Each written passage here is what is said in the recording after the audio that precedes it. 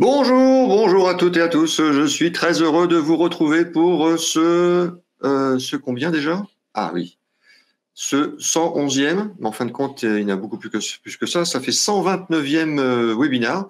Parce que vous voyez, c'est là. Voilà. Là, il est marqué 111. Mais en fait, plus 18 webinars Instant Coach, ça fait donc 129. Et puis, bienvenue à tous ceux qui nous rejoignent pour la première fois. Et je vous partage tout de suite mon écran. Voilà. Et je me remets en mode webinaire. Alors, on va commencer tout de suite par la mission de Second Souffle, qui est l'accompagnement des entrepreneurs en difficulté, et principalement des TPE et micro-entreprises, qui représentent 95% des entreprises en France. Notre accompagnement avec un pair entrepreneur est gratuit, sans limite de temps et sans critères de sélection. Avec 13 ans de recul, notre méthode pair à pair a démontré sa capacité à accompagner personnellement et professionnellement l'entrepreneur en difficulté pour rebondir rapidement avec son entreprise ou un nouveau projet professionnel. Et puis notre deuxième mission, ce sont des événements tels que nos webinars et puis les 24 heures pour rebondir. Nous sommes présents aussi dans 44 villes en métropole et en Outre-mer, et nous sommes reconnus d'intérêt général. Et donc, je parlais des événements. Voilà, vous avez dû recevoir, sauf pour les nouveaux, plusieurs emails vous disant que la semaine prochaine, vendredi prochain, il n'y a pas de webinaire, mais il y a les 24 heures pour rebondir au féminin. C'est la 4e édition spéciale féminin. Sinon, ça sera la 16e édition des 24 heures. Voilà, c'est tout entièrement en visio, donc que vous soyez aux quatre coins de la planète, tout le monde peut venir. Ça commencera à 9h30 la semaine prochaine. Et puis normalement, voilà, il est 14h03. Donc depuis quelques secondes, je pense que vous recevez dans votre boîte mail un email pour vous inscrire à ces prochaines 24 heures. Voilà, un petit rappel pour les nouveaux pour utiliser notre plateforme. Donc vous avez en bas à droite, voilà, je veux dire, à droite, 2 icônes, le chat et les questions. Alors, n'oubliez pas de poser vos questions dans l'onglet questions, s'il vous plaît. Et puis, de l'autre côté, vous avez un truc pour vous, si vous avez un problème technique. Sinon, vous fermez votre navigateur puis vous reconnectez. Et puis, au milieu, vous avez 2 icônes, un pour mettre en plein écran et un autre pour réagir. Réagir, c'est ça. Voilà, je suis en train de vous envoyer des petits pouces et des petits cœurs. Voilà. Et bien voilà, on va essayer de planifier maintenant. Bonjour Carole Rapin. Bonjour William. Et bienvenue. Tu m'entends? Oui, je t'entends, Carole. Ok. La rayonnante Carole qui va nous parler aujourd'hui de comme on fait un petit peu depuis le début du mois. C'est le 3e webinaire qu'on fait depuis la rentrée, depuis début septembre. Et à chaque fois, on est toujours un petit peu sur la stratégie, la planification, la prévision, comment faire, comment on fait pour se motiver, etc. Donc plein de webinaires intéressants qu'on a fait depuis le début du mois. Et on va terminer donc avec Carole qui va nous parler de planification et non pas de panification. Parce que ça Absolument, William. Allez, je te laisse la parole. Je te laisse lancer le diapo. Voilà. Donc oui, aujourd'hui, déjà ravi de vous retrouver tous. Et aujourd'hui, on va travailler sur cette planification de votre futur. J'ai rajouté du moins celui de votre entreprise, même si on peut être encore plus ambitieux. Donc, si tu veux passer la slide suivante, merci. Aujourd'hui, sur ce webinaire, je vais vous expliquer pourquoi c'est important de faire un plan d'action, et puis on verra comment le construire, comment le mettre en œuvre et comment le piloter et le suivre, puisque ces 3 étapes sont hyper importantes.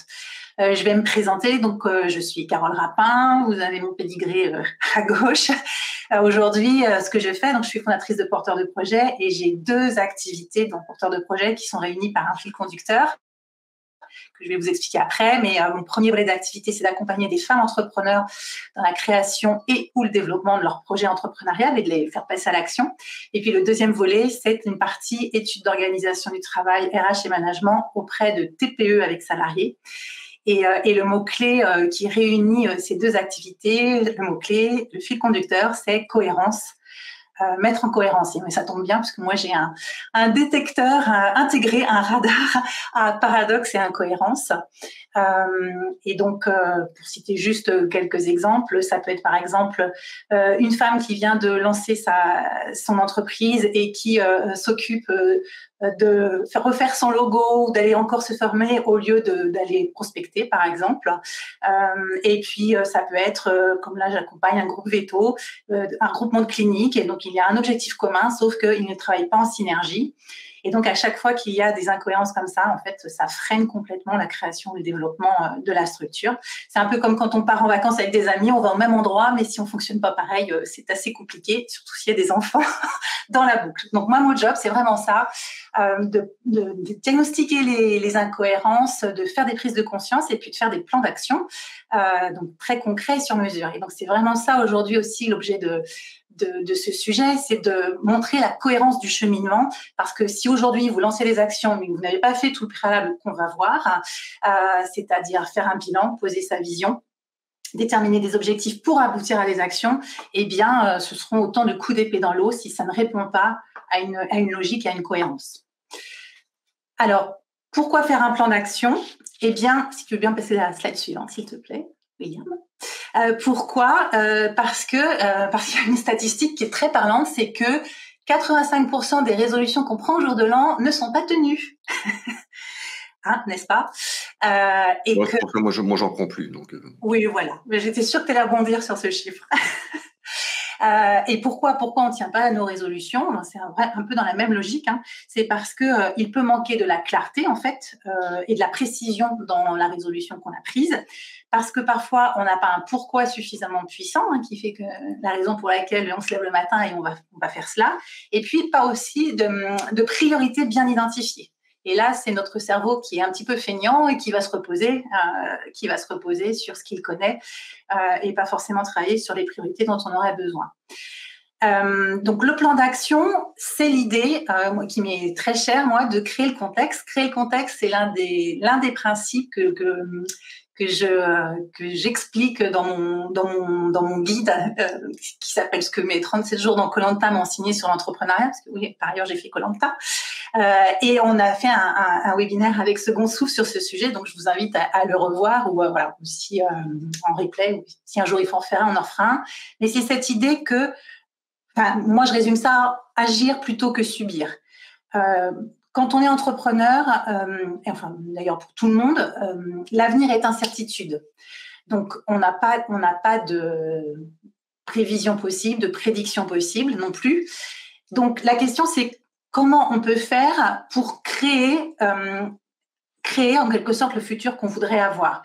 Pour cela, il faut en fait se mettre en action, puisque quand on agit, on génère dans le présent des éléments qui auront des conséquences dans le futur. Donc évidemment, on ne va pas pouvoir border tout cela, mais en agissant, on contribue à créer notre propre futur. Et ça, c'est très, très important pour moi dans cette logique de comment j'agis pour arriver à obtenir ce que je veux. Voilà. Le plan d'action va aussi permettre… Oui ? Je dis c'est valable pour la vie de tous les jours, pour tout ce qu'on fait, tout ce qu'on veut être. Hein. Complètement. Alors complètement. Ça pour moi c'est une réalité. Voilà. En fait, la formule de Peter Drucker, c'est le meilleur moyen de prévoir le futur, c'est de le créer. Tout ça revient dans la même chose. Et donc dans l'idée de créer ce futur, il y a une idée aussi de créativité. Et ça, c'est vraiment l'un des éléments de l'entrepreneuriat aussi. C'est que pour moi, c'est une posture qui demande beaucoup de créativité et de recherche de solutions et d'anticipation. Le plan d'action, il permet aussi d'identifier et de mobiliser les ressources qui vont être nécessaires pour atteindre les objectifs. Et donc, il aboutit à une feuille de route, en fait, sur laquelle on va revenir. Mais le chemin dans lequel je vais vous emmener aujourd'hui, c'est vraiment ça. Bilan, vision, objectif, action. Alors, si on commence par le bilan, si tu veux bien passer. J'ai juste… j'ai complètement oublié de dire bonjour à… Donc, il y a du monde, hein, vous êtes quasiment 200 aujourd'hui. Hein. Et donc, donc, vous êtes aux quatre coins de la France, je ne vais pas citer toutes les villes, mais je voulais dire bonjour aussi à nos amis de Martinique qui sont là, de Guadeloupe, Et en Guadeloupe, il y a une femme qui a un prénom magnifique, qui s'appelle Muguette. Et Muguette, je trouve que vous avez un prénom magnifique, donc je tenais à le dire. On a également des personnes de Tahiti, de l'île Maurice. On a des Québécoises qui sont là aujourd'hui. On a une personne du Congo, d'Espagne et d'Israël. Voilà, donc bonjour à tout le monde. C'est fait. Tu peux reprendre maintenant. Alors, okay. La slide suivante, on m'a dit. Voilà. Mais il y avait peut-être des questions déjà ou non, tu verras. Non, c'est bon, je gère. Parfait, je te fais totalement confiance. Vous aimez les webinaires Second Souffle? Alors abonnez-vous à la chaîne YouTube Second Souffle. Il suffit de cliquer sur l'icône Second Souffle juste ici et de vous abonner. Merci. Donc pourquoi il faut faire le bilan? Parce que parfois, moi j'ai vu, voilà, je ne suis pas la seule à travailler sur ce sujet, bien évidemment, des plans d'action, etc. Et parfois, je vois des cheminements qui ne prennent pas en compte le bilan. Pour moi, partir d'un bilan, c'est absolument nécessaire puisque ça va être le socle à partir duquel on va pouvoir projeter la suite. Donc, dans ce bilan, on va voir ensemble voilà, ce qui a été atteint ou pas, ce qui a bien fonctionné, moins bien fonctionné. Et puis, l'idée, c'est de ne pas reconduire ces erreurs, bien évidemment. Si tu veux passer, du coup, William. Et donc, toute la démarche que je vous montre là, on va l'avoir sur la partie professionnelle. Mais vous pouvez très, très bien l'appliquer à titre personnel aussi. Si vous voulez faire des bilans à titre personnel, ça marche tout aussi bien. Et cette étape de bilan, alors elle prend du temps. Elle n'est pas si facile que ça, surtout que, bon, vous allez voir, mais comme moi, je suis très attachée à l'humain, au porteur de projet, à l'entrepreneur. Il y a vraiment une dimension très humaine et pas du tout seulement chiffrée. Il y a quand même du chiffre, mais ce n'est pas du tout là-dessus que je vais insister. Et le temps que vous allez passer là sur votre bilan, c'est du temps gagné par la suite parce que vous allez gagner en clarification.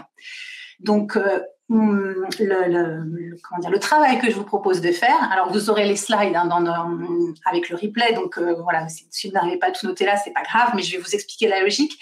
La logique, c'est de récapituler votre bilan en 3 mots-clés. Alors, on n'a pas parlé de la période. Là, on est en septembre. Il y a des personnes qui planifient leur année sur, du coup, l'année scolaire, d'autres sur l'année civile. En réalité, l'exercice qu'on fait là, on peut le faire sur n'importe quelle période. Donc, ça peut être pour les 4 prochains mois, avec le bilan du coup, des 8 mois qui sont passés. Ça peut être sur un trimestre. C'est vraiment un exercice qu'on peut répéter à différentes échelles.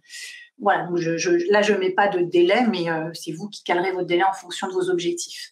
Donc, 3 mots-clés pour qualifier. Donc là, je vous ai listé un certain nombre d'éléments. J'en ai choisi certains. L'idée, à chaque fois, c'est d'en tirer des enseignements. Donc, j'ai listé quelles ont été vos 3 principales réussites, vos 3 grandes décisions prises, vos 3 plus grandes fiertés, vos 3 rencontres marquantes, vos 3 apprentissages réalisés et vos 3 principales difficultés et vos 3 regrets. Le chiffre 3 étant un chiffre qui revient souvent dans plein d'éléments. Alors, l'objectif, c'est d'en trouver 3. Si vous n'en avez pas 3, ce n'est pas grave. Ce qui compte, je dirais que l'exercice lui-même, la manière dont vous allez le ressentir et le pratiquer est presque aussi intéressant que le résultat. Donc, pourquoi derrière, l'idée, c'est qu'on voit que ça vient toucher aussi des émotions, la fierté, les regrets, et cela va être autant d'indicateurs pour construire la suite. Quand vous avez du mal, par exemple sur les rencontres, si vous n'avez pas tout de suite des choses qui vous viennent à l'esprit, vous pouvez, pour vous aider, reprendre votre agenda, reprendre ce que vous avez fait et voir les choses que ça fait ressurgir en fait. Parce qu'on a tendance, la difficulté dans un bilan, à mon sens, c'est qu'on a tendance à être imprégné des derniers événements qui nous sont arrivés. Donc, si par exemple, on est en phase assez up, on va trouver plein de choses positives. Si on est en phase down, on va plutôt avoir plus facilement des difficultés et voilà, des regrets. Donc, l'idée, c'est quand même de prendre du recul pour arriver à dégager quelque chose qui soit dans la durée représentatif de cette notion de bilan. Cela... Si tu veux passer la slide. Ah oui, j'ai modifié, hein, j'ai mis mai. Oui, c'est parfait. Je te laisse faire. Tu me renverras le. Ouais. Et je dis bonjour aussi à la Guyane. Excusez-moi. Tu vas dire bonjour tout le long?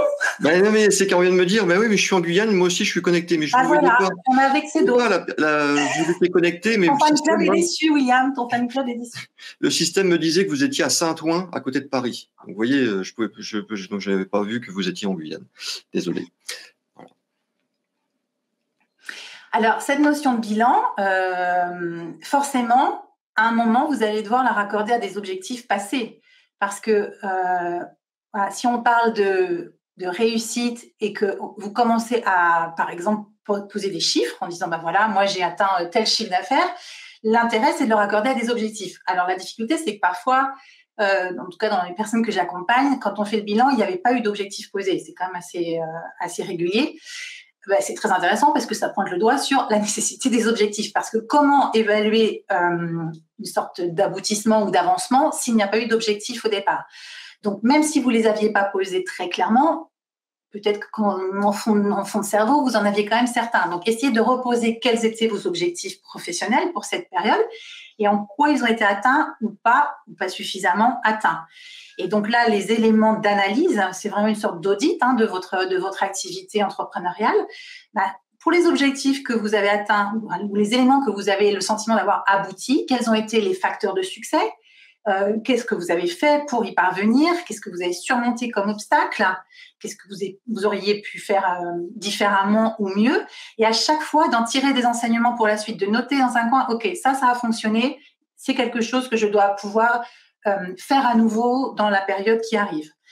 De la même manière, pour les objectifs qui ne sont pas atteints ou pas suffisamment, pour quelles raisons? Qu'est-ce que vous auriez pu faire différemment pour y parvenir? Aujourd'hui, voilà, si vous deviez refaire, comment feriez-vous?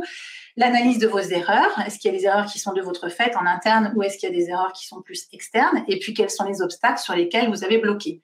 Ça, c'est vraiment très intéressant parce que si vous reprojetez des objectifs sans prendre en compte tous ces éléments, vous risquez de vous prendre les mêmes éléments dans la figure, les mêmes obstacles.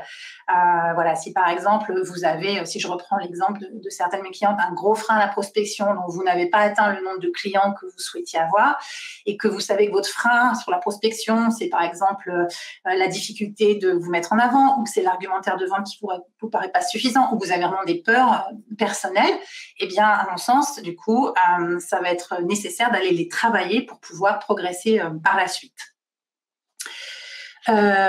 Donc, quand je parlais des 3 mots-clés, vous pouvez compléter ces analyses-là par des données brutes. Donc, par exemple, dans la réussite, vous pouvez dire, effectivement, j'ai atteint tel chiffre d'affaires. Donc, ça peut être du chiffre d'affaires, ça peut être un nombre de clients, un nombre de prospects, ça peut être un panier moyen, un taux de fidélisation.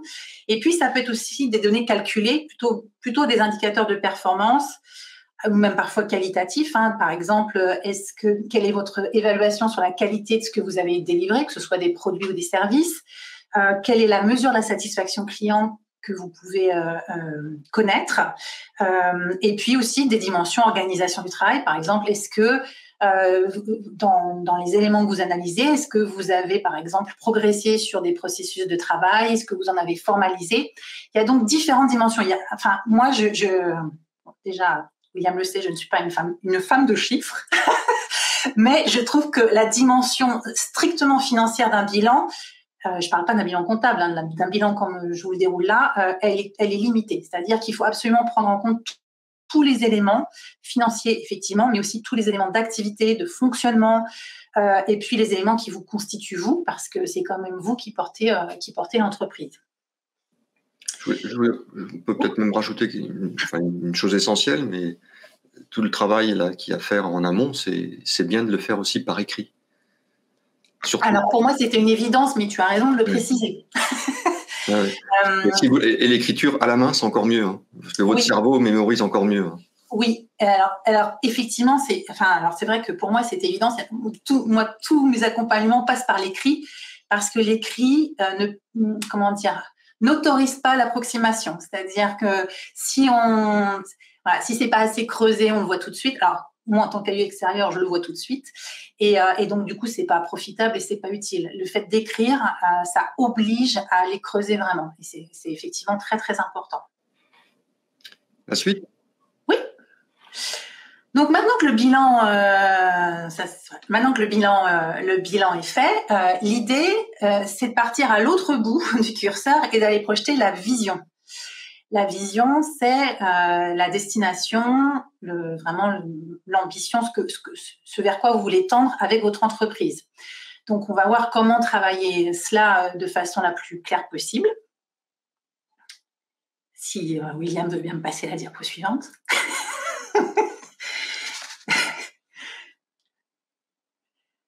Alors, la vision, alors on en entend beaucoup parler, etc. Moi, c'est vraiment un outil de travail que j'utilise pour moi-même et pour les clients et clientes que j'accompagne. Je le fais travailler aussi bien du côté des femmes entrepreneurs que du côté des structures que j'accompagne, parce que quand il n'y a pas de vision, c'est très compliqué de mettre les gens en ordre de marche derrière. Une vision qui soit partagée, quand il y a plusieurs personnes, plusieurs associés ou même des collaborateurs. En fait, il y a beaucoup de personnes qui ne savent pas exactement ce qu'elles veulent, ni même où elles veulent aller. Donc, elles restent la tête dans le guidon, et c'est cette fameuse difficulté de l'entrepreneur. Dans l'entrepreneuriat, en fait, il y a 3 niveaux. Il y a le niveau technicien, le niveau de manager et le niveau entrepreneur. Le technicien, vous êtes un super pâtissier dans une boulangerie, vous êtes salarié, vous décidez de créer votre boulangerie. Voilà, c'est pas parce que vous êtes un excellent pâtissier que ça va fonctionner, malheureusement. Il va falloir avoir la dimension managériale si vous avez une équipe avec vous, et la dimension entrepreneuriale, pour moi, elle touche à ça, à la vision, c'est-à-dire quelle est l'ambition que j'ai pour ma structure, qu'est-ce que je veux, et c'est la capacité de travailler sur son entreprise et pas seulement dans son entreprise. Cette nuance est très importante, elle n'est pas de moi, mais je la relève parce que c'est très très juste, sortir la tête du guidon. Et moi qui ai eu 10 ans de commerce, le monde par exemple du commerce de proximité est un monde qui a énormément de mal à faire ce travail et qui est vraiment au jour le jour en réaction plutôt qu'en proaction. Et donc, travailler sa vision, ça veut dire être en capacité derrière, quand elle est posée, les conséquences, c'est qu'on est en capacité de faire des choix. On est en capacité de se dire effectivement, ce chemin-là, pour y arriver, sera plus rapide ou plus efficace que ce chemin-ci. Donc, c'est à la fois un défi et en même temps, c'est ce qui... alors moi, j'aime cette image-là, c'est l'image du sillon. C'est-à-dire que, voilà, on trace un sillon, ça évite la dispersion. Il y a quand même une cohérence, justement, une cohérence dans ce qu'on va mettre en place pour atteindre cette vision. Et puis, c'est forcément très motivant et très enthousiaste. Alors, pour faire cet exercice, alors déjà, en termes de période, une vision, de mon expérience et de tout ce que j'ai pratiqué, il faut qu'elle soit minimum à 5 ans, plutôt à 10, entre 5 et 15, quoi. Et la vision, c'est pas l'année prochaine. Ça, c'est pas une vision. On va voir que c'est plutôt le timing des objectifs. La vision, elle doit être portée sur une période plus long terme. Elle doit avoir du souffle et elle porte sur le quoi, c'est-à-dire qu'on ne s'occupe absolument pas du comment je peux l'atteindre. Je vois plein de clients qui n'arrivent pas à poser leur vision parce que leur cerveau d'un côté dit « Ah oui, mais ça, j'y arriverai jamais. Ah oui, mais ça, je suis pas capable. Ah mais là, comment je vais faire ?» Le comment, en fait, on s'en fiche. Ce qu'on veut, c'est savoir. Tu dis quoi, William? La même chose que toi, un peu moins jolie. Ah, d'accord. Je suis une fille bien élevée. On s'en fiche parce qu'en fait, c'est déjà mettre un frein, le comment. Donc là, à chaque fois, ce que je dis, c'est faites-vous plaisir. Donc, mon conseil pour poser votre vision, c'est une fois de plus un passage à l'écrit. Alors là, c'est indispensable. Donc, c'est de vous mettre dans un environnement qui est cocoon pour vous, paisible, au calme, sans personne pour vous déranger, de vous mettre dans une jolie énergie pour vous projeter et vraiment de d'écrire au présent, c'est ça la consigne, d'écrire au présent comment vous êtes dans 10 ans. Donc, comment vous êtes, c'est comment est votre entreprise, à quoi elle ressemble, combien elle gagne de chiffre d'affaires, il y a combien de personnes dedans, vous travaillez sur quoi, qui sont vos clients, vous faites quoi dedans, est-ce que vous l'avez déjà vendu et que vous êtes rentier. En fait, de faire appel à une projection très réelle parce que ça va susciter des émotions chez vous. Pour peu que vous mettiez une belle musique, genre la musique du film Gladiator, que je vous recommande, quelque chose qui va en fait vous porter et ça peut vraiment créer beaucoup d'émotions. Et l'intérêt de cet exercice, c'est que le cerveau, et là je fais un lien avec le webinaire de David qui était hyper intéressant, le cerveau, lui, prend ça pour un champ comptant. À partir du moment où c'est écrit au présent, lui, il ne distingue pas le passé, le futur. Donc, pour lui, c'est une vision qui est acquise en quelque sorte et c'est assez extraordinaire à quel point tout à coup, il va repérer toutes les opportunités qui viennent au service de votre vision. Et ça, c'est assez fabuleux, c'est-à-dire qu'il va y avoir tout un travail qui va se faire, en fond de cerveau pour venir repérer des choses qui viennent contribuer à l'atteinte de cette vision. Donc, pour résumer, la vision... quand vous allez la rédiger, si je pouvais vous donner des consignes complémentaires, elle doit être suffisamment ambitieuse. Parce que parfois, j'ai des clients qui écrivent des visions qui sont plutôt rikiki, et c'est dommage. Là, faites-vous plaisir, donnez du souffle, donnez de l'ambition à votre vision, ça c'est hyper important. Soyez le plus précis dans la description, ça je l'ai dit.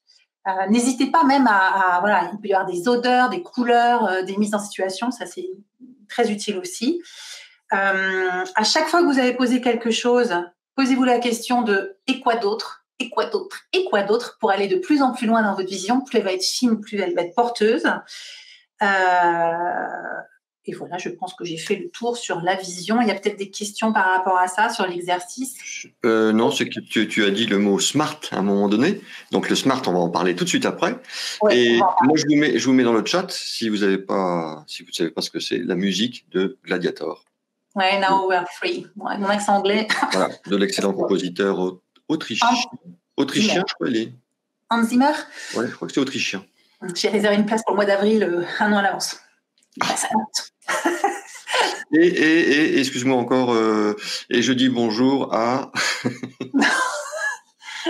J'ai perdu. C'est Marielle. Voilà, Marielle. Non, mais Marielle de la Réunion. Bonjour Marielle, et je suis désolé, mais effectivement, vous aussi, sur mon système d'inscription, ça me dit que vous êtes à Saint-Ouen, à côté de Paris, donc je ne pouvais pas savoir que vous étiez à la Réunion. Slide suivante. Mais oui, le temps passe pendant que tu dis bonjour à la foule en délire. Donc là, on va passer sur les objectifs. Voilà, on va revenir sur le concept de SMART, même si c'est très connu, les formaliser, les positionner dans le temps. Et hop, slide suivante. Donc les objectifs, c'est une première déclinaison de cette vision, et là, on est sur un horizon de temps beaucoup plus court. Donc, en général, moi, je conseille un horizon de temps d'1 an, mais parfois, là, par exemple, en septembre, vous pouvez avoir des objectifs pour la fin de l'année. Mais à chaque fois que vous déterminez un objectif, c'est en quoi il est au service de votre vision. S'il n'a pas suffisamment de lien ou de force par rapport à votre vision, laissez-le de côté. Donc, l'idée, mon conseil, c'est de définir 3 objectifs maximum. Et en général, il est préférable, même si vous en posez 3, de se fixer sur un seul, parce que c'est toujours cette image du sillon et du labour. Je suis désolée, je viens de la Normandie profonde à la base. Donc voilà, 3 sillons, c'est déjà énorme. Parfois, et ça dépend des tempéraments aussi, de la manière de travailler, on peut avancer les 3 de front, mais le plus souvent, il vaut mieux creuser un sillon à fond et avoir toutes les graines qui poussent que commencer à s'éperpiller. Je voulais faire un petit zoom sur la différence entre objectif et résultat, parce que souvent, les gens se focalisent sur le résultat, puisqu'on va voir qu'un objectif, slide suivante, un objectif, il doit être mesurable, je vais y revenir, mais le résultat, en fait, comment dire, l'objectif, c'est le but, le résultat, c'est la conséquence. Donc, ce qui est important, c'est de garder en tête les actions qu'on met en place pour atteindre l'objectif et de ne pas s'arrêter au résultat. Si l'objectif est cohérent et que vous n'avez pas tout à fait atteint le résultat, mais que les actions sont bien placées, ça va rouler et le résultat viendra. Parfois, il y a des gens qui n'atteignent pas le résultat et qui lâchent leur objectif, alors que l'objectif était bon. Donc ça, c'est très important de distinguer les autres, les deux. Les résultats sont les conséquences de l'objectif, en fait. Et on arrive au fameux SMART. SMART. Qu'on parle, mais je sais pas, dans les webinaires second souffle, là, sur les plus de 120 webinaires qu'on a fait, on a dû en parler. Ça fonctionne bien. Donc, moi, je le garde parce que ça fonctionne bien, testé et approuvé depuis 35 ans quasi. Donc, voilà. Donc, ce serait dommage de se priver d'un outil qui est quand même assez facile à mémoriser. Hein. Pourquoi il faut travailler avec cette notion de SMART? Parce qu'un objectif, il doit être précis. S'il n'est pas donc précis et mesurable, donc spécifique, c'est le précis, et mesurable. Pourquoi? Si vous vous dites, l'exemple le plus qu'on voit partout, c'est la perte de poids. Voilà, vous vous dites, je veux perdre du poids, c'est pas gagné. Mais si vous vous dites, je perds 2 kilos avant le 31-12, là, c'est différent parce que votre cerveau l'entend différemment, parce que du coup, vous avez quelque chose de précis à connecter, et c'est ça qui fait la force. Acceptable, parfois, c'est remplacé par ambitieux, parce qu'acceptable, certains trouvent que c'est proche de réaliste. L'idée d'ambitieux, c'est que il faut qu'il soit suffisamment porteur, l'objectif, mais qu'il reste réaliste au sens, il faut qu'il soit atteignable. Si vous mettez des objectifs hors d'atteinte, c'est hyper décourageant. Et si vous mettez des objectifs trop petits, ça ne va pas servir suffisamment votre activité, votre vision. Donc, il faut trouver un équilibre. Ça vient aussi avec la pratique. Et puis, le T, c'est pour le temps, parce qu'une date butoir, c'est hyper important. Sinon, si on passe la slide suivante, sinon, c'est la loi de Parkinson. Qu'on vérifie, enfin moi je la vérifie tout le temps, c'est-à-dire que plus on a de temps pour faire quelque chose, plus on prend le temps pour faire quelque chose. C'est pour ça qu'on a souvent le sentiment qu'on travaille bien un peu dans l'urgence et au pied du mur. Donc c'est pour ça que c'est hyper important de timer les objectifs, ça crée ce sentiment d'urgence. Donc la date d'atteinte, elle doit être stimulante et c'est toujours cet équilibre entre quelque chose d'ambitieux et quelque chose de réaliste. Donc si ça vous paraît trop compliqué, peut-être qu'il faut décomposer votre gros objectif en plus petits objectifs. Quand vous fixez un objectif, à chaque fois, en fait, gardez en tête, je vous l'ai dit, mais je vous le répète, à quoi il sert, à quoi je veux arriver. Pareil, la formulation d'un objectif, elle est en positif. Par exemple, si je reprends l'exemple de la perte de poids, l'objectif, ça va être ne plus manger de bonbons Haribo pendant 6 mois. Pas d'objectif négatif, que des objectifs positifs. Ça, c'est hyper important. L'indicateur de mesure, j'en ai parlé. Alors, l'indicateur de mesure, c'est pas forcément un chiffre au sens... Alors, c'est pas forcément un chiffre financier, du genre des euros, etc. Ça peut être aussi une note,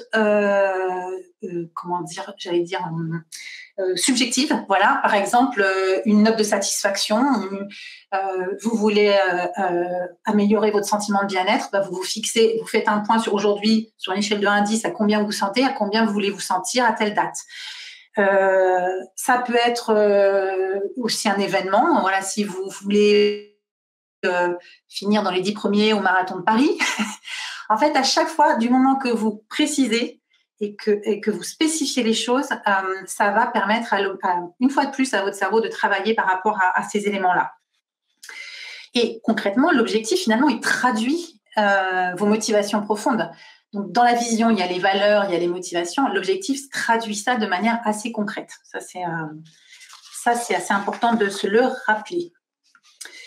Et donc, un point important aussi, mais que je serais amenée à redire, c'est que on surestime toujours ce qu'on peut faire en 1 an et on sous-estime ce qu'on peut faire en 10. Alors, j'avais entendu cette phrase, je ne sais même pas de qui cette phrase, mais je l'ai entendue plusieurs fois. Je le vérifie tout le temps. Et je pourrais même la décliner. On surestime ce qu'on peut faire en 1 mois par rapport à ce qu'on peut faire en 1 an et on surestime ce qu'on peut faire en 1 semaine par rapport à ce qu'on peut faire en 1 mois. Je trouve que ça marche à tous les coups, c'est-à-dire que on n'a pas forcément une bonne perception de ce qu'on est capable de faire. C'est pour ça que votre objectif, il faut vraiment le travailler en termes d'équilibre entre l'ambition et la partie réaliste. Ok, on continue. Alors maintenant, on passe aux actions. Parce que pour atteindre l'objectif, forcément, il faut mettre en place des actions. J'ai trouvé une jolie phrase d'Antoine de Saint-Exupéry. Un objectif sans plan s'appelle un vœu. Alors, c'est beau aussi les vœux, mais ce n'est pas le même sujet. Et donc, planifier les actions, ça veut dire déjà les identifier, les prioriser et puis ensuite les mettre en œuvre. Donc, on va voir ça. T'as du mal avec mes slides. Donc, la liste des actions à mener, je vais vous montrer ensuite des supports très concrets qui sont ceux que j'utilise et que je fais utiliser à mes clients et clientes. Pourquoi on décompose des objectifs en actions? Parce que c'est ce qui permet de manger l'éléphant. Mais bien sûr. Comment on mange un éléphant, les pauvres bêtes? Petit bout par petit bout. Donc là, c'est la méthode des petits pas.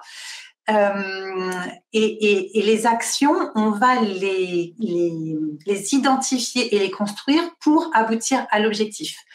Alors, le terme d'action, vous allez voir que moi, j'insiste sur les actions stratégiques prioritaires.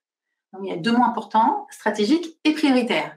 Je vois bien dans mes accompagnements que ce niveau de travail n'est pas simple à mettre en œuvre pour tout le monde.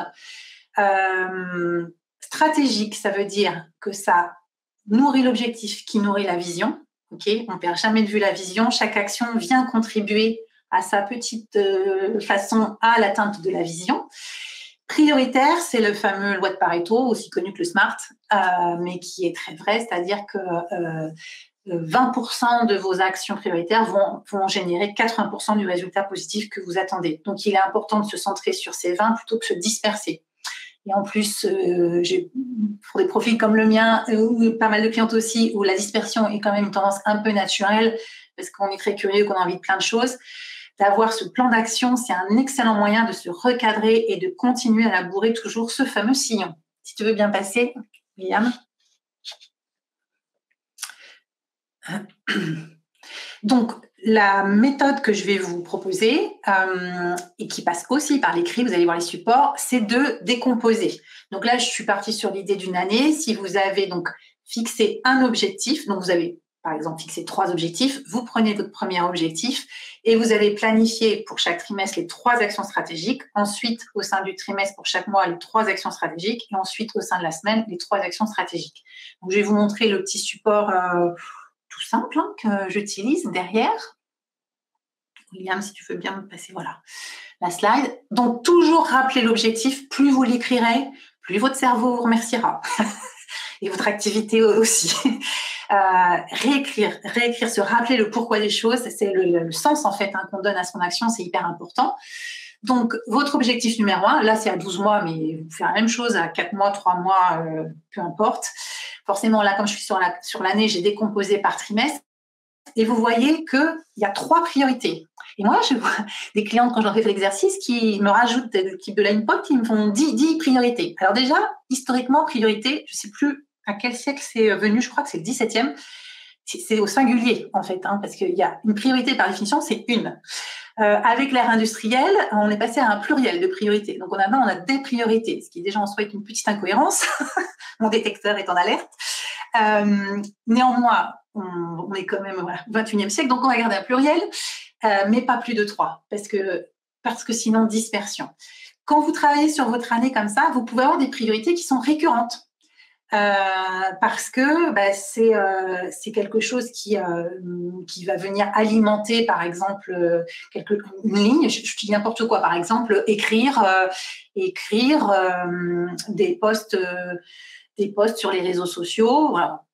Après, ça peut être quantifié, etc. Ça peut revenir tous les trimestres parce que pour vous, vous avez estimé que cette année, la visibilité, la notoriété sur les réseaux sociaux, c'est vraiment quelque chose d'important. Donc, vous avez qualifié un objectif par rapport à ça, avec du résultat mesurable, et donc vous décortiquez comme ça. Mais vous pouvez aussi avoir des trimestres qui sont progressifs, c'est-à-dire qu'il y a des priorités qui doivent être effectuées pour pouvoir passer aux priorités suivantes. Ou il peut y avoir des priorités qui sont complètement différentes d'un trimestre à l'autre. Si tu veux passer. Une fois que vous avez fait ça, vous prenez votre notion de mois, donc là vous travaillez par trimestre, là c'est rappelé dans l'année, mais l'idée c'est de travailler par bloc de trimestre, et là vous décomposez vos 3, alors j'ai pas mis 3 coches, mais c'est bien 3 toujours, 3 par mois. Ok, dans le trimestre numéro 1, j'ai identifié ces 3 priorités. Sur mes 3 mois, quelles actions en découlent, quelles actions stratégiques en découlent que je répartis sur les 3 mois.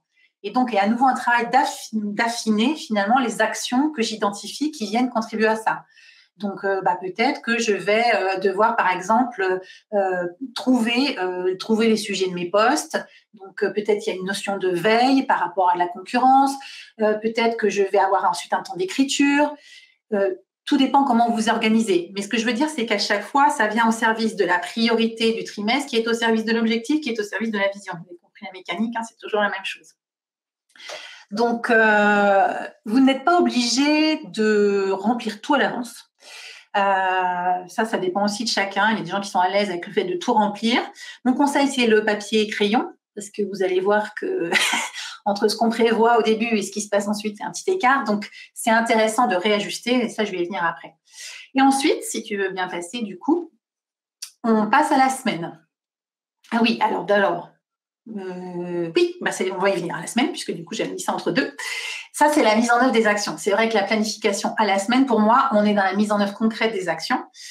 Et donc, on retrouve la fameuse loi de Murphy, qui est un peu comme celle de on surestime, on sous-estime, etc. Parce qu'en fait, une action prend toujours plus de temps que prévu. On a toujours tendance à sous-estimer, et moi j'ai beau pratiquer, vous allez voir ces feuilles qu'on vient de voir et la suivante, je les pratique dans mon quotidien, il n'y a rien à faire, je surestime toujours ce que je suis en capacité de faire, même si j'ai une grosse force de travail, je ne sais pas pourquoi, voilà, on surestime toujours.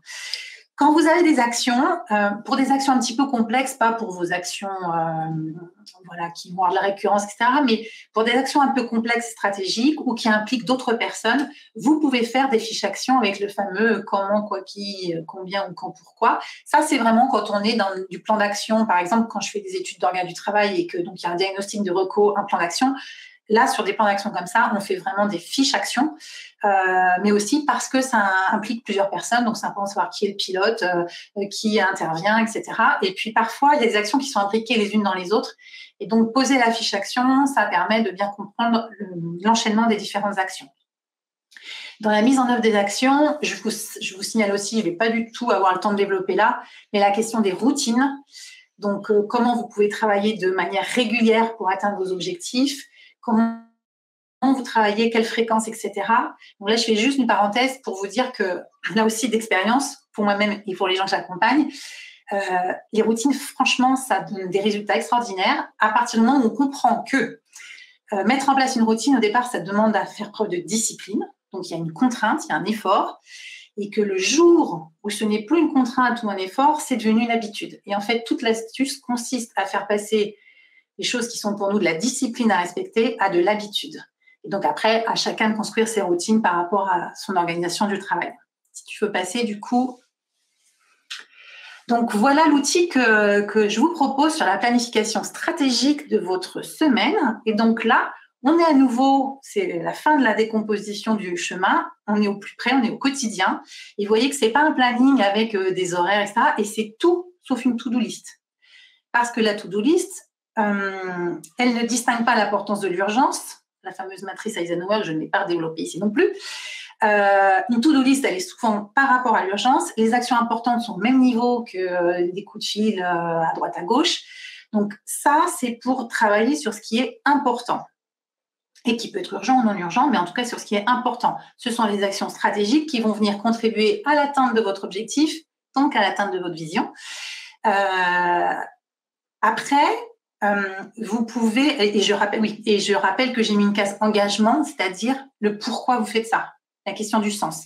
Alors, au bout d'un moment, il n'y a plus besoin de remplir cette case, mais au début, ce n'est pas inutile, parce qu'il faut se rappeler et connecter aussi notre cerveau au fait que si on fait ça, c'est pour telle raison, qui vient au service de l'objectif, qui vient au service de la vision, etc. Donc, c'est là que je vous dis qu'on surestime toujours. Alors, l'idée, c'est surtout pas de remplir tous les blocs à l'avance, parce que vous verrez que c'est pas tenable et qu'on a aussi des imprévus qui arrivent, donc il faut laisser de la place pour l'imprévu, mais de raisonner en action stratégique, ça change la vision de notre semaine. Les blocs ne sont pas forcément équivalents. Peut-être que l'action 1 du lundi, il y aura peut-être qu'une action de lundi parce que cette action-là est très grosse et que vous allez la décomposer en plusieurs sous-actions, etc. Une action peut représenter peut-être 1 heure de temps quand une autre va en représenter 4 heures. Donc ça, c'est vous qui allez jongler et qui allez positionner ces éléments-là dans une notion de temps. Voilà. Après, vous pouvez mettre des horaires à l'intérieur. C'est assez intéressant de le faire parce que vous allez voir que vous mettez beaucoup plus de temps pour faire ce que vous avez prévu que ce que vous aviez imaginé. Donc cet outil-là, je le trouve très, très, très intéressant pour être au concret dans la planification de ce qu'on fait avec un objectif et une vision derrière. Si tu veux passer. Alors, le suivi du plan d'action, parce que c'est pas tout de faire un plan d'action. Si vous le pilotez pas et que vous l'ajustez pas, et que vous ne le suivez pas tout bêtement, ça va pas donner forcément beaucoup de résultats, en tout cas pas autant que ça pourrait. Si tu veux passer. Donc, le suivi, pour moi, il y a plusieurs manières de le faire. C'est de le planifier. Donc, si par exemple, vous voulez faire un point hebdomadaire, de le noter dans votre agenda, de vous réserver un temps pour faire ce suivi de votre plan d'action. Donc, ça peut être à la semaine, ça peut être au mois. Ça, c'est à vous de trouver votre rythme. Et vous verrez, là aussi, c'est pas facile de maintenir l'habitude. De se mettre ne serait-ce que 10 minutes le lundi matin, par exemple, pour faire le point de la semaine, les actions que vous aviez à faire, qu'est-ce que vous avez pu faire. toujours le même audit, quoi. Qu'est-ce que j'ai réussi à faire? Qu'est-ce que je n'ai pas réussi à faire? Pourquoi ça bloque? Voilà. Et de corriger, ajuster. Si vous voyez que vous êtes loin de l'objectif que vous vouliez, peut-être qu'il faut retravailler l'objectif, peut-être qu'il était trop grand, ou peut-être que les actions que vous avez prévues ne sont pas suffisantes pour atteindre l'objectif. Donc, ça fait une sorte de réglage permanent entre action et objectif pour ajuster le tir. Je vous parle aussi du compagnonnage, qui est une notion hyper intéressante. Alors, je ne me rappelle jamais si c'est dans One Thing ou l'effet cumulé, c'est dans un des deux livres. Le compagnonnage d'excellence, que moi je pratique du coup avec quelqu'un que j'apprécie énormément. Là, c'est du bénévolat et c'est de prendre une demi-heure par semaine pour faire le point à deux, en binôme, sur voilà, ce que je disais, ce qui a fonctionné, ce qui n'a pas fonctionné, prendre un engagement pour la semaine suivante et donc la semaine d'après, regarder si on a tenu son engagement. Le fait de s'engager par rapport à quelqu'un d'autre, c'est encore plus fort que de s'engager par rapport à soi. Et ça, c'est extrêmement intéressant pour avancer à deux parce qu'il y a aussi, OK, force, faiblesse, quelles sont les solutions? Et à deux, on trouve des solutions l'un pour l'autre. Et ensuite, l'engagement, comme je le disais. Donc, et puis, c'est se féliciter de ce qu'on arrive à faire. C'est franchement hyper agréable chaque semaine de pouvoir se dire, OK, ça, j'ai réussi. Ça, là, j'ai pas réussi ce que je voulais faire. Pourquoi? Est-ce que mon action, elle est trop grosse? Est-ce que j'ai besoin d'aide? Se reposer la question tout le temps. Et si tu veux passer. Donc, l'idée, c'est, quand je parlais d'ajustement, en fait, dans l'absolu, si l'objectif est bien posé, il n'y a aucune raison qu'il soit inatteignable. Donc, s'il y a un souci d'écart entre cet objectif et la réalité de ce qui avance au fur et à mesure, ce que je vous disais, il faut requalifier. Soit retravailler l'objectif avec son ambition ou ses dates butoirs, parfois ce sont les dates qui sont mal fixées, soit les actions ne sont pas bien positionnées et elles ne permettent pas d'atteindre l'objectif. Donc ça, ce que je disais, c'est vraiment un travail qu'il faut regarder régulièrement pour s'interroger là-dessus. Et ensuite, je pense que c'est en conclusion. Voilà. En conclusion, le mot de la fin, c'est que c'est vraiment un exercice que vous pouvez refaire régulièrement. Alors, je vais dissocier la question de la vision et du reste. La vision, c'est aussi un exercice que vous pouvez faire régulièrement. Enfin, moi, je le conseille de le faire une fois par an parce qu'avec l'année qui s'est écoulée, tous les enrichissements que vous avez eus, tous les apprentissages, votre vision, elle va bouger, elle va s'affiner. Et donc, c'est intéressant de la reposer. Après, sur la partie objectif et plan d'action, là, franchement, c'est quelque chose que vous pouvez retravailler au trimestre, comme je le disais en introduction, en fait. C'est quelque chose qui peut être fait en fonction de votre besoin, mais plus vous le referez et plus le plan d'action sera efficace et plus vous aurez des habitudes et des routines aussi par rapport à ce travail, plus votre sillon sera creusé. Et donc, simplement pour ouvrir là-dessus, c'est pas toujours facile à faire tout seul, ça c'est certain. Donc, soit vous pouvez trouver un binôme, avec qui vous le faites. Sinon, évidemment, vous pouvez trouver des accompagnements comme moi ou d'autres qui sont en capacité de vous aider à faire ce travail, soit en collectif, soit en individuel, parce que le regard extérieur est un élément important et très efficace pour vous faire accoucher de l'analyse du bilan, de la vision, etc. Voilà, je suis prête à répondre à vos questions. Alors, il y a une question d'Isabelle. Pouvez-vous nous donner un exemple concret avec 3 tableaux? Alors, oui. Alors, le truc, c'est qu'il faut avoir défini un objectif. Si je prends, par exemple, l'objectif, je veux avoir atteint un objectif que je vois souvent chez les clients, c'est je vais dire n'importe quel chiffre, je veux je mon chiffre d'affaires au 31/12, on parle d'une année janvier, et atteint 100 000 euros. Je veux avoir atteint 100 000 euros hors taxe de chiffre d'affaires au 31 décembre de l'année à venir. Imaginons que je sois début janvier. Je vais devoir brainstormer et identifier quelles sont les actions par trimestre que je peux faire. Alors, imaginons que, par exemple, je parte de 70 000. On va partir de 0 à 100. On va partir de 70 000 à 100. OK, donc je fais mon bilan. Je vois ce qui fonctionne, ce qui ne fonctionne pas. J'ai fait mon bilan. Je sais que de mon bilan, ce qui fonctionne, c'est par exemple des accompagnements individuels. Alors, je vais prendre le domaine que je... voilà, le conseil. Je vois que dans mon analyse, ce qui fonctionne le mieux, ce sont les accompagnements individuels, que par contre, mes formations collectives, ça fonctionne moins bien. Donc, de mon action, de mon objectif, je vais identifier que les priorités, ça va être par exemple, soit créer un nouvel, je fais du freestyle, hein, créer un nouvel accompagnement individuel ou développer les outils de prospection autour de ces accompagnements individuels. Je vais identifier en fait la liste des actions prioritaires qui me semblent, moi, c'est de la stratégie en fait, hein, qui me semblent indispensable pour arriver à atteindre cet objectif. Et ensuite, je vais décomposer plus finement mois par mois.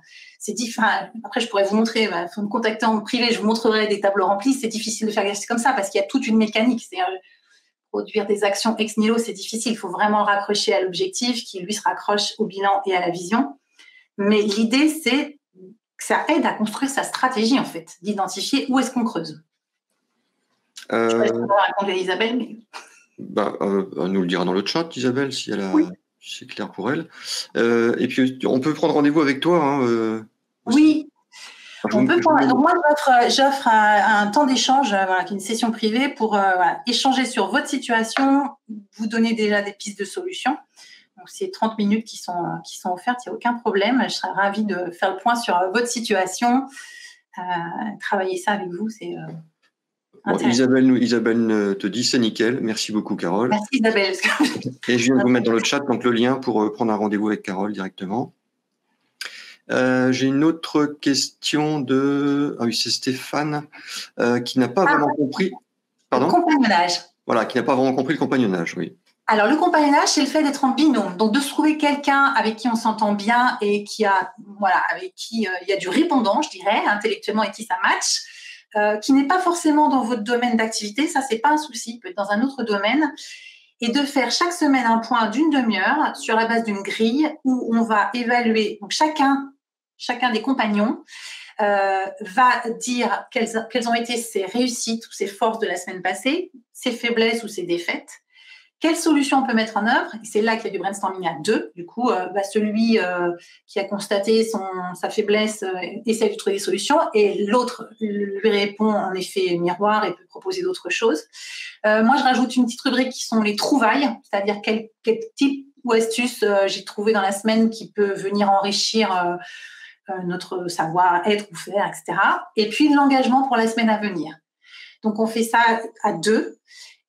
Et la grande force de ça, c'est que ça fait un suivi régulier. Alors, moi, je le fais en hebdo, mais ça pourrait être tous les 15 jours. Tous les mois, ça commence à faire long parce qu'il y a beaucoup de choses à voir sur un mois, on oublie. L'intérêt de la semaine, c'est que c'est très réactif et qu'on peut corriger le tir très vite.